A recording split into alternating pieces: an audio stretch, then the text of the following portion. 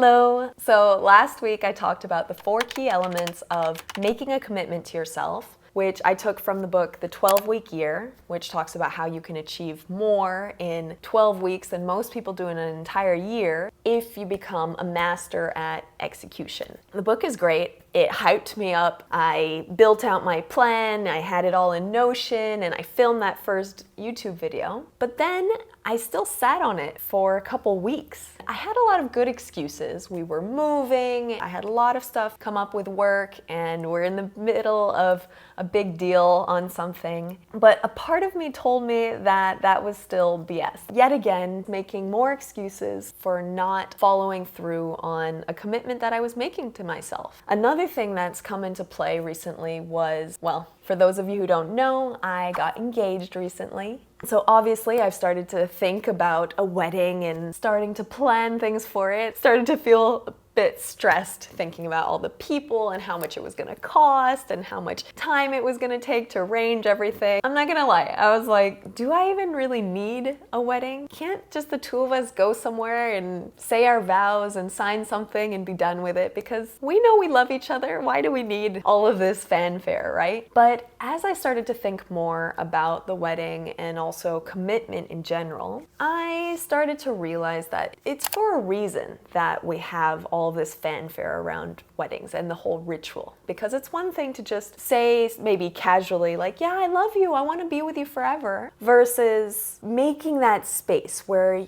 it's not just us, but you are in front of God, your entire family, and all your friends, and everyone you respect and admire, and you have to say with confidence, yes, this is what I want. And obviously, divorce rates are high and all of that, but for those who really, really take that seriously, I think there's a lot of power in having that whole ritual. So I thought, okay, maybe that's what I need. Maybe I need a little bit more gravity around this decision, this commitment to myself. And so I decided to create a little personal ceremony for it.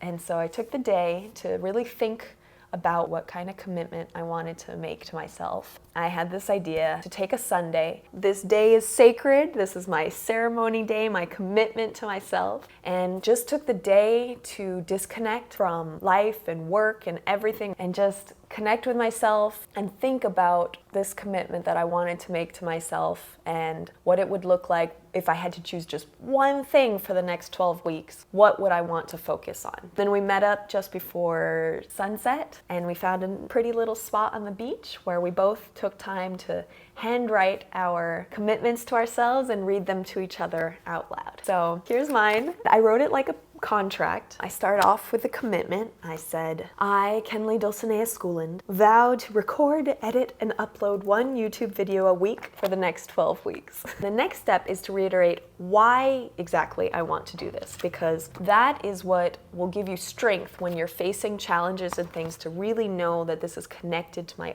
ultimate life goal and that there's a real reason why I'm doing this. And so I said, I want to do this because I think that YouTube is the best platform for investing in content online. This will help me improve my speaking and storytelling skills. And this is the best format to really unleash my personality and allow myself to be my true self, which is something that I'm really, really craving. I know this is a limiting belief, but I feel like I don't allow myself to truly be myself on Instagram because I guess I feel so much pressure to be like aesthetic and cool and follow trends and condense my whole life and thinking into just 30 seconds. One day, I hope to master that, but gotta start with what feels best. And to me, this feels the most comfortable, that it's genuinely a conversation that I can just talk as myself. I don't have to fit within some kind of framework. And then the next key thing is to count the costs, to know going into it what kinds of challenges you're going to face, what kinds of sacrifices you're going to have to make. Think about with a wedding, this idea of I'm going to be with you for richer or for poorer, in sickness and in health, because it's easy to say, I just want to be with you forever. But did you really think about, are you going to stick with this person even if they lose their job or even if they lose their legs, right? Stuff can happen, and the point of a commitment is to know that it's much much more than the good feelings. It is deeper than that, and there will be challenges. And I think that being aware of those challenges ahead of time makes us a lot better at following through on them. And so, same thing here. I knew that the main challenge here for me will be time constraints. Obviously, I still have work to do and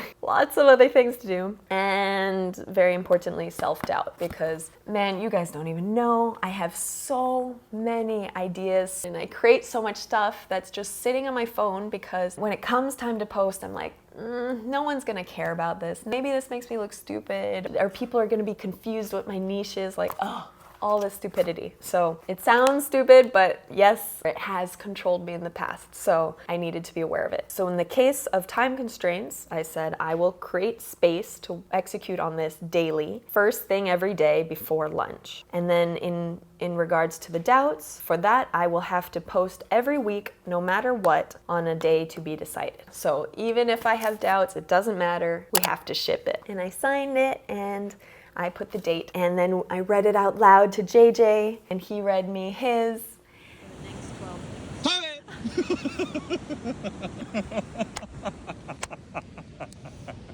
After I finished this, I wasn't sure, should we burn it or do some kind of other ceremony around that, but I decided I wanted to keep it because I want to be able to read it again. And I've actually been reading it every day in the morning, first thing, because it's a nice reminder for me of this commitment that I'm making to myself. And I have to say, it has made a huge difference. The week after doing this whole commitment, every single day without fail, I got up in the morning and went straight to work on editing my video, and I finished it and then I uploaded it, and now that's why I'm here with the second video. In my opinion, making this something serious for me has really made a difference because yeah, I still face tons of doubt. Even after I finished editing the video and I was happy and I uploaded it, and then there's all the little things. I'm like, crap, I hadn't thought about a thumbnail. Oh no, and a translation, because like 95% of my followers are Spanish speaking, so I always like to do translations.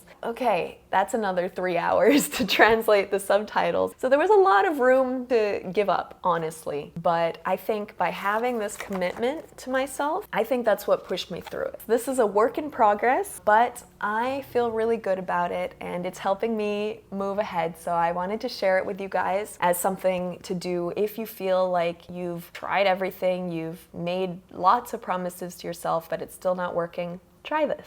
And if you do, I also recommend that you check out my last video if you haven't seen it yet, because that's where I outline the core elements of a commitment so that you really know why you're doing this. Otherwise, see you next week, because I'll be here next week, I promise. It's freaking happening. Yeah. See you.